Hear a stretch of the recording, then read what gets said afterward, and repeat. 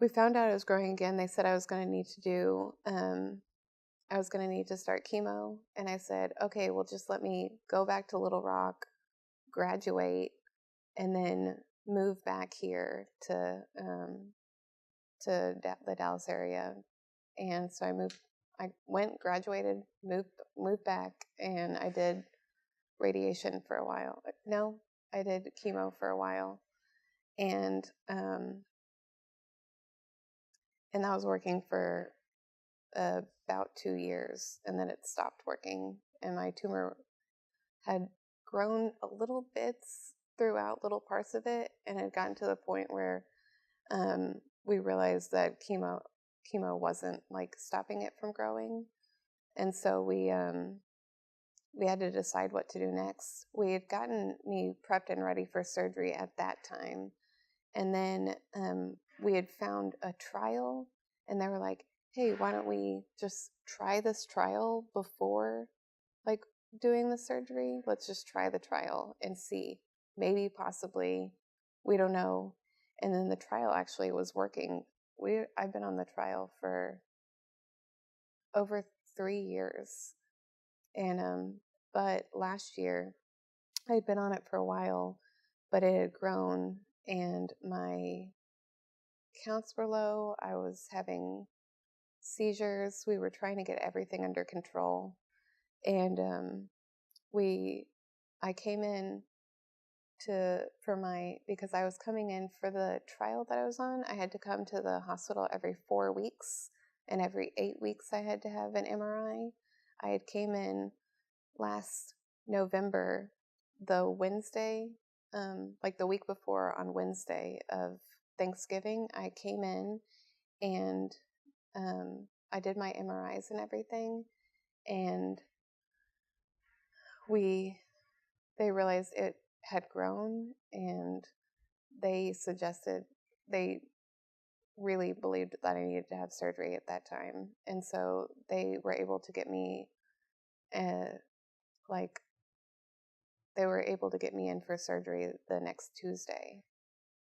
And so that was 2 days before Thanksgiving last year that I got in for surgery. And goodness gracious, I didn't 100% know what I was getting myself into, but I mean, it was good. I mean, I'm glad I was able to get it done. It's crazy. It's almost exactly a year later, like now, and just a few weeks shy of 1 year, and I am still struggling with different things. When I came out of surgery, I had double vision, just slight double vision. It was like everything was like this, like people had like 4 eyes, 2 noses, 4 ears, 2 smiles. They were all right on top of each other. And I have my prism glasses in, and that helps. And so, but that never went away. I didn't realize that I didn't realize at all that I really couldn't read or write things down. Like, I didn't understand how to read when I came out of surgery. I also forgot a lot of words, and my favorite word was cool. When I came out of surgery, I would say, oh, that's cool.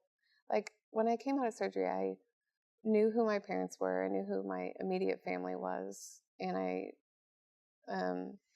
was excited to see them, but I had forgotten a lot of things. Even so, my cousin Stacy's fiance, he's been in our life for a while. They've been engaged for a long time. They just recently got married, like last month, and but they had been engaged for a while, and he'd been in our lives for a long time, and I could not remember his name, and I had to come up with the weirdest ways to come up with things, and I'd be like, his name is, that place here in Texas, that city that has that building that's white, and every state has one. That building, it's white. It's there. The building. It's normally someone would say Capitol at this point. Yes, the Capitol.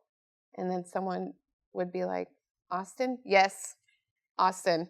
Austin. His name is Austin. I had so many roundabout ways to get to like what my point was.